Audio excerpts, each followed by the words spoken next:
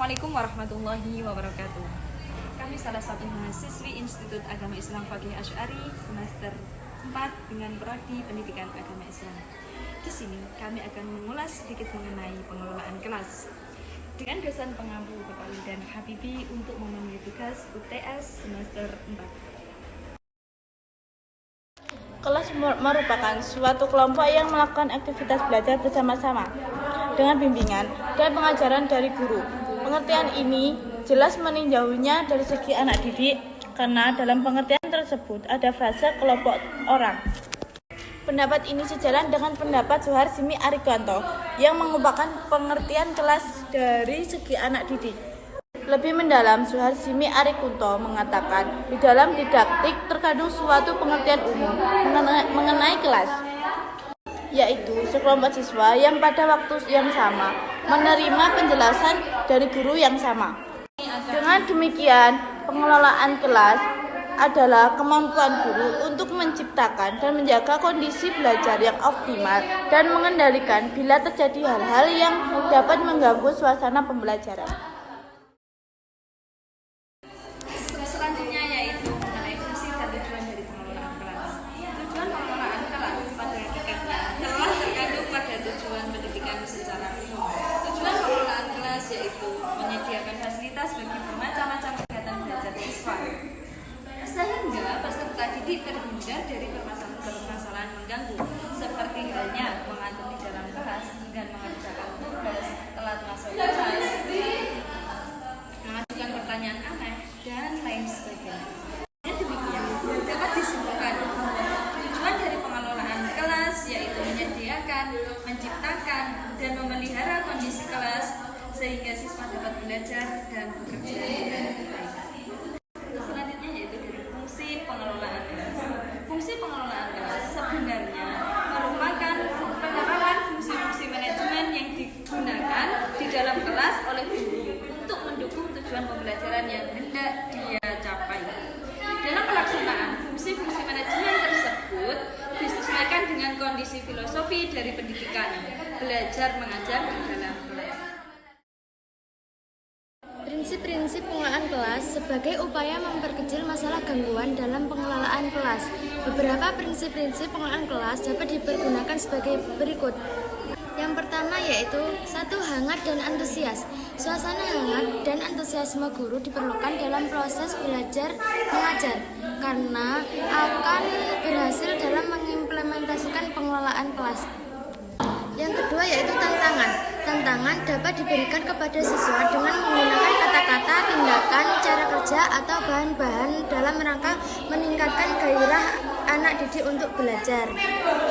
Yang ketiga yaitu bervariasi. Variasi dalam penggunaan alat atau media, alat bantu, gaya mengajar guru, pola interaksi antara guru dan siswa akan dapat mengurangi munculnya gangguan dalam proses belajar mengajar.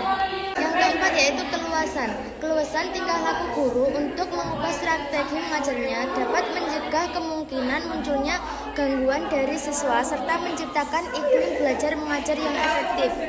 Yang kelima yaitu penekanan pada hal-hal yang positif. Dalam mengajar dan mendidik, guru harus menekankan serta mengarahkan siswa berpikir dan berbuat kepada hal-hal yang positif. Sekarang yang ketiga, pendekatan dalam pengelolaan kelas. Sebagai pekerja yang profesional, seorang guru harus mendalami kerangka sesuai acuan pendekatan-pendekatan kelas tersebut.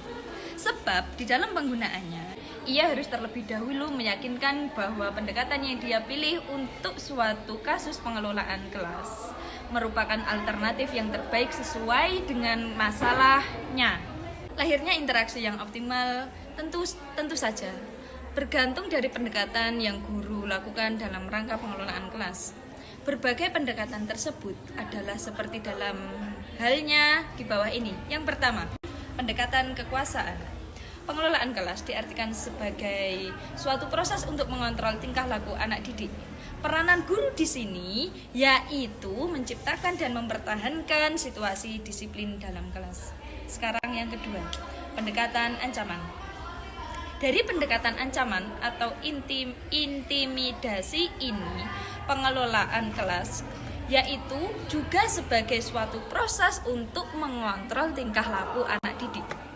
Tetapi dalam mengontrol tingkah laku anak didik dilakukan dengan cara memberikan ancaman, misalnya melarang, ejekan, sindiran. Sekarang yang ketiga, pendekatan kebebasan. Di sini pengelolaan kelas diartikan sebagai suatu proses untuk membantu anak didik agar merasa bebas untuk mengerjakan sesuatu, kapan saja, di mana saja. Peranan guru di sini mengusahakan semaksimal mungkin untuk kebebasan anak didik. Sekarang yang keempat, pendekatan resep. Pendekatan resep ini dilakukan untuk memberi satu daftar yang dapat menggambarkan apa yang harus ada dan apa yang tidak boleh dikerjakan oleh guru dalam mereaksi semua masalah. Sekarang yang kelima, pendekatan pengajaran. Pendekatan ini didasarkan atas suatu anggapan bahwa di dalam suatu perencanaan dan pelaksanaan akan mencegah munculnya masalah tingkah laku anak didik dan memecahkan masalah itu. Bila tidak bisa dicegah, pendekatan ini mengajarkan tingkah laku guru dalam mengajarkan untuk mencegah dan menghentikan tingkah laku anak didik yang kurang baik. Sekarang pendekatan yang nomor 6, pendekatan perubahan tingkah laku. Sesuai dengan namanya, pengelolaan kelas diartikan sebagai suatu proses untuk mengubah tingkah laku anak didik. Peranan guru yaitu mengembangkan tingkah laku yang baik dan mencegah tingkah laku yang kurang baik dari anak didik tersebut. Sekarang yang nomor 7, yaitu pendekatan suasana emosi dan hubungan sosial. Menurut pendekatan ini, pengelolaan kelas merupakan suatu proses menciptakan iklim atau suasana emosional dan hubungan sosial yang positif di dalam kelas. Suasana emosional dan hubungan positif artinya ada hubungan yang baik, yang positif antara guru dengan anak didik dan anak didik dengan anak didik. Pengelolaan kelas diartikan sebagai suatu proses untuk menciptakan kelas sebagai sistem sosial, di mana proses kelompok merupakan yang paling utama.